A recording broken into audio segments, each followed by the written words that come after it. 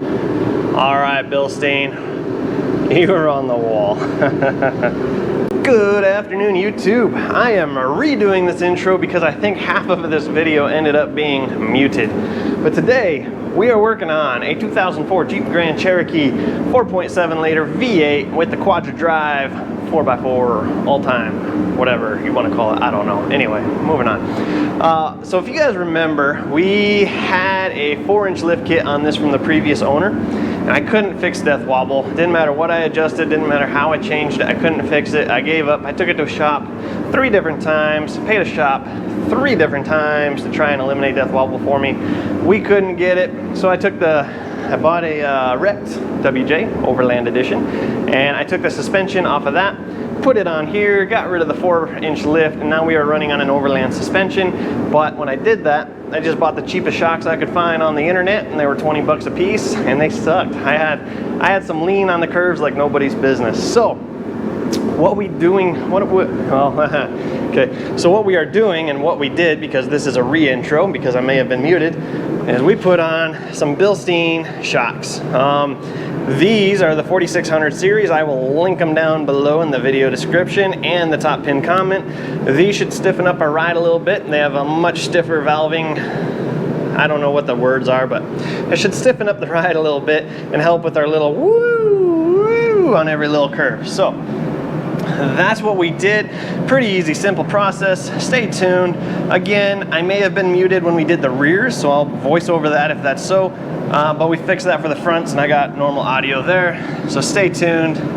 We're gonna get this done. You don't really need a lot of tools. A floor jack's gonna be a huge help, and an impact is also gonna be a huge help, but you can do it all with hand tools normally, like most people have in their garage.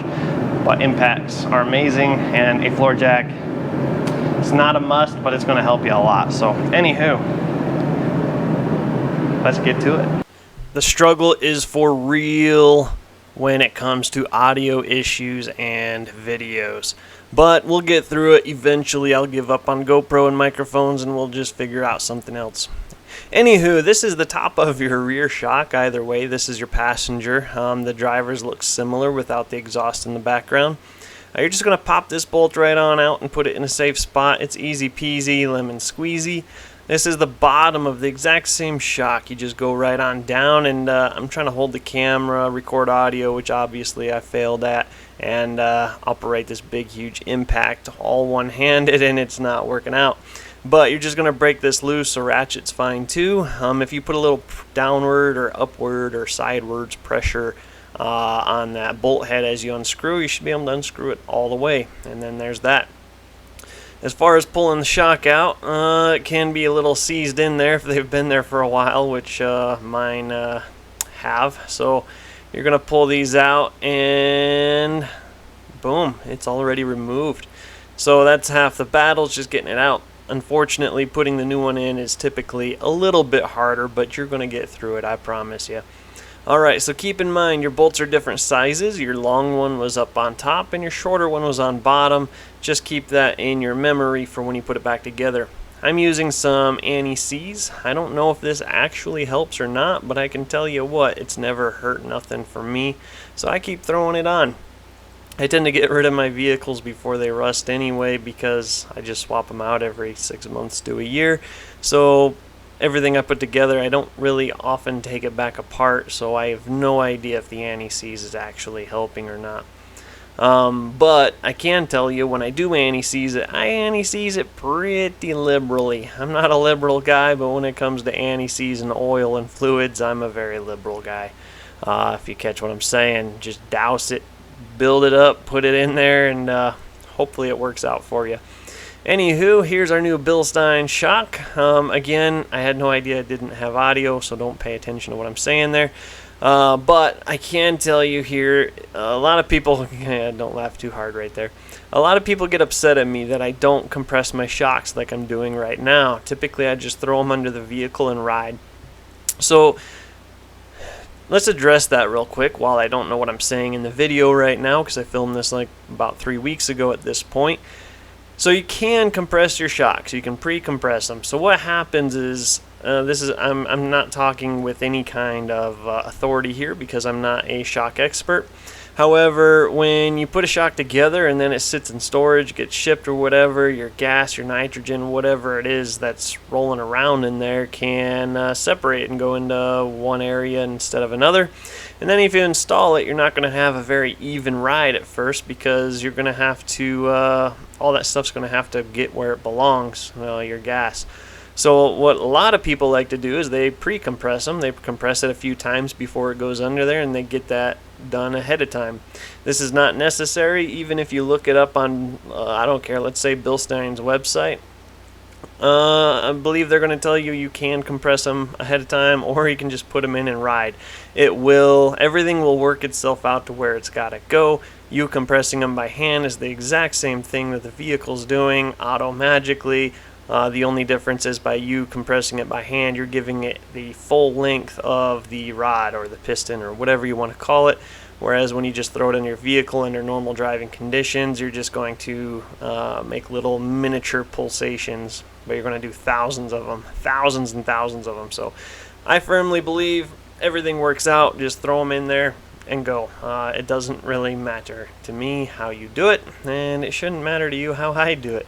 Keep in mind, these are not DIY how-to videos as much as they are DIY, this is how I do videos. And I am not a mechanic, I'm not an engineer, I'm not a scholar, I'm not anything to do with any kind of authority on any kind of vehicle except for the fact that I like to play with them and I work on my own and save a lot of money. Now I'm trying to help you do the same. So compress them if you want, like I'm doing here, or don't. It's fully up to you. Obviously, it's your car. You're not going to damage anything by doing it. You're not going to damage anything by not doing it. And quite honestly, I have never noticed a ride difference by not doing it as opposed to doing it. Yeah, anyway, we've beat that to death. Alright, so putting this in, I am going to put mine with the boot up. Talk to your manufacturer if you want to put it a certain way or not a certain way. I don't think it really matters on these ones, but I could be wrong. I'm just going to get it set in place, get the bolt started, and just wing her right in there.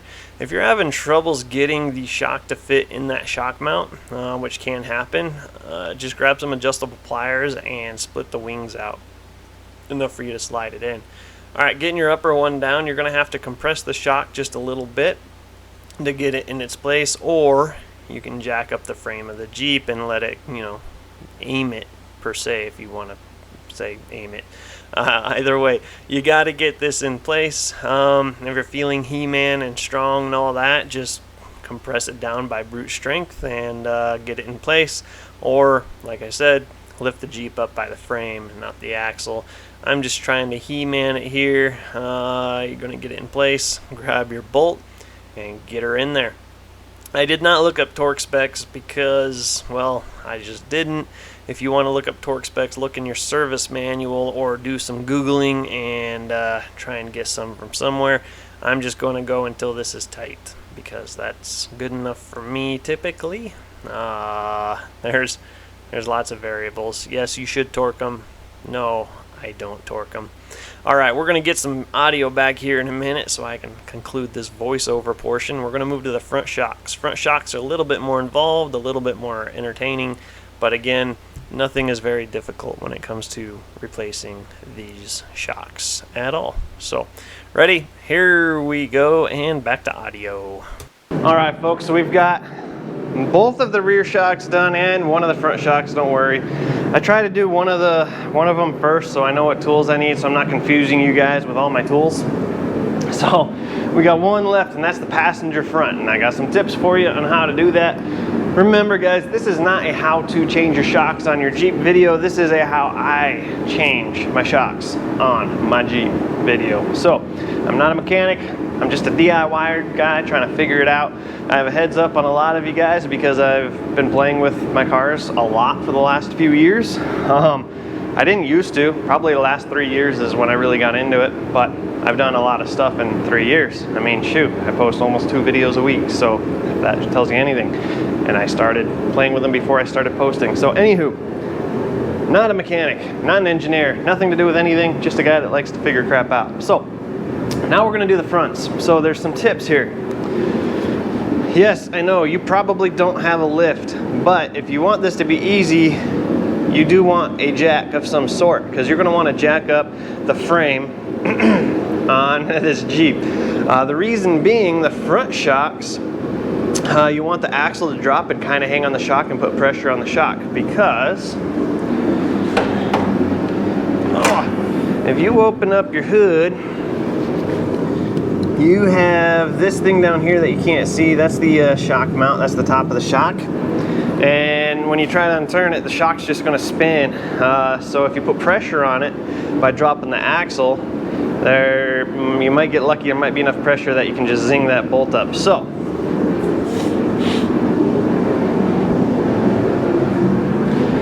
we're going to go uppity up. Not much, just enough that the front tires come off the ground. That's all you need to do as well.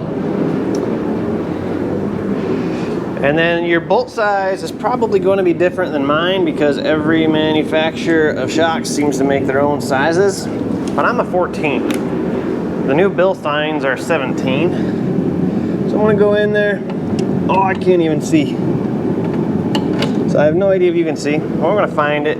Essentially, it's right across. There you go, there's a good view. It's right across from the coolant reservoir here. You'll see it sticking up. You're just going to...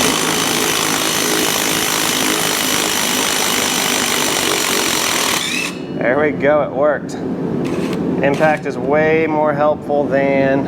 Uh-oh, maybe it worked. Than a ratchet driver on this note. Yep, it did work. There's my nut. Oh, there's my nut.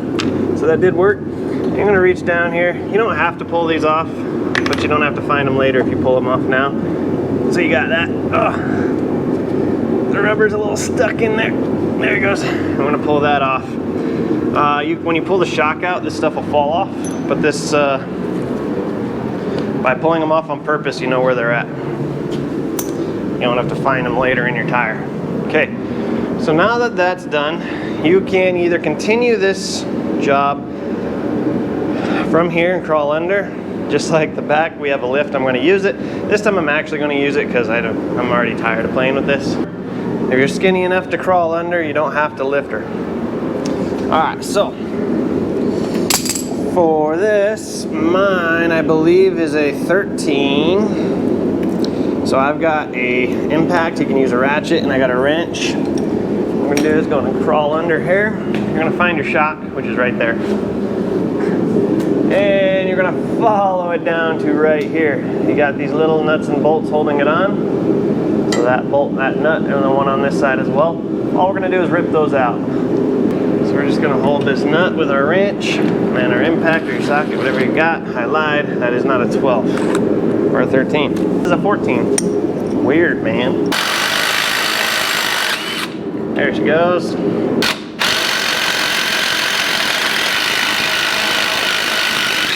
There she goes. Now we can pop these bolts out. Make sure they don't end up in your tire later, guys. Alright, so now we can pick this up. Might have to compress it just a little bit to get out, and you can pull it down. So that is out. That's all there is to it. Now we're going to put the new one in.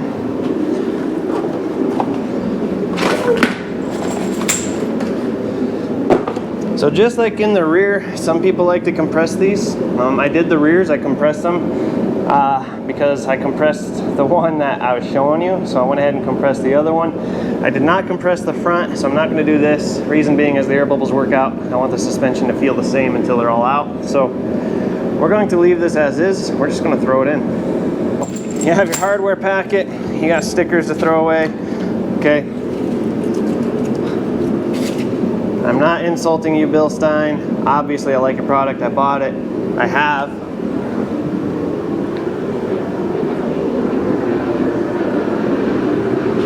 Oh, wait. I actually don't have your sticker up. We're going to keep one of your stickers. We're going to put it on the wall. I thought I had one up here.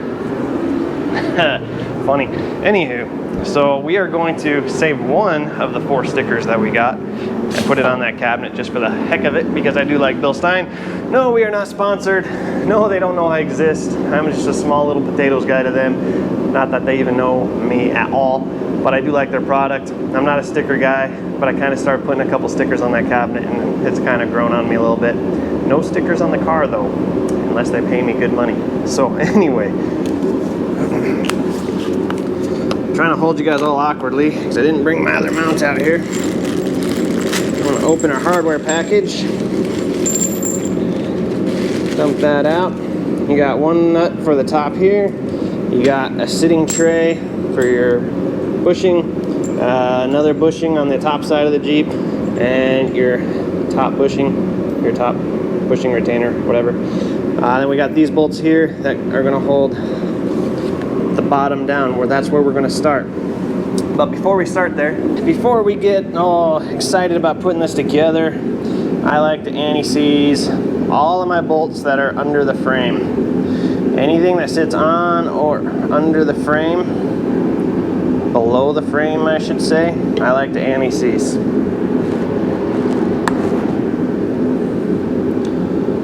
they're going to get a lot of road grime, a lot of water, a lot of salt.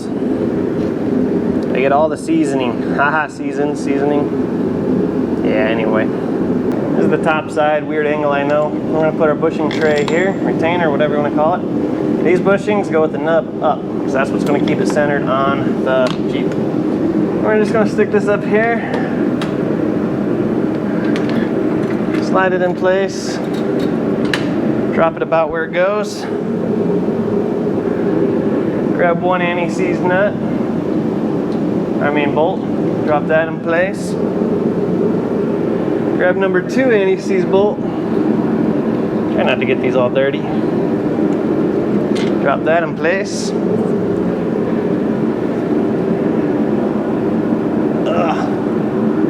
Let's put this one here. Grab our other nut. Start threading that on there.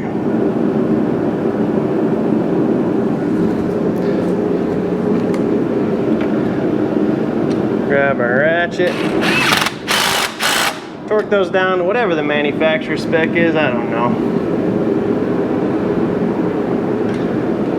Grab this guy.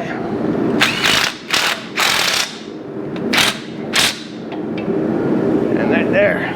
So before you drop your jack and let the pressure fall on this, you want to make sure that this is in the hole, which it is. Alright, we're going to open the hood again. I'm going to come down here. I'm going to verify that it's seated in the center. Just move the bushing until it seats itself. That's what this little lump is there for, is to center it. Ah! So now we're going to grab that, and this nut. I'm going to come up here. We're going to take this nubbin. I'm going to shove it down there on that bolt. Now, like I said, I can't see either, so I'm just feeling around for it. Found it. This tray goes upside down, so it's like the bowl is upside down. That's going to go on top of that bad boy. And you're going to put your nut. This one has a this is a nylon locking nut. I'm going to put that in place. Okay, now you're going to try and tighten it down to manufacturer specifications.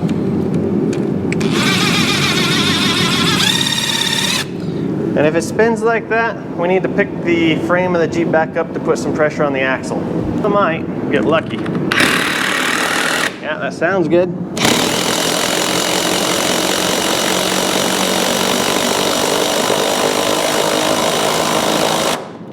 Okay, and I'm just going until the bushing squishes, and then I'm squishing it just a little bit more. I don't know what torque spec that is. That's just how far I go. Actually, I think we squished just a little too much. Let's back her off a little bit. Okay, now we're gonna make sure we didn't leave any tools here. Close it. And we'll take a test drive, see how she feels. That's all there is to it, guys. That is how I change my shocks. Again, that's not how to change your shocks. Obviously, I didn't torque them to spec, but that is how I change my shocks. Hopefully it helped you. If it did, leave me a thumbs up. Leave a comment down below about whether you cycle your shocks or not first. I'm just curious to know how many people actually do that and if they actually think it helps. and what it helps with. Anyway, stay tuned. I've got tons of videos on the WJs. If you've been around, check out the playlist. There is a whole bunch of WJ videos in there, how-tos, changing engines, all that stuff. Check it out. I've got tons of other vehicles and tons of other playlists, and I'm always switching them out, so stay tuned. Hit the subscribe button, hit the notification button so you know when I post, and stick around. We're gonna go take this for a drive here in a little bit and see how she does. If it's any different. Should be, better be. I hope it is. Those are expensive. Speaking of which, I'll link them down below. We'll see you later.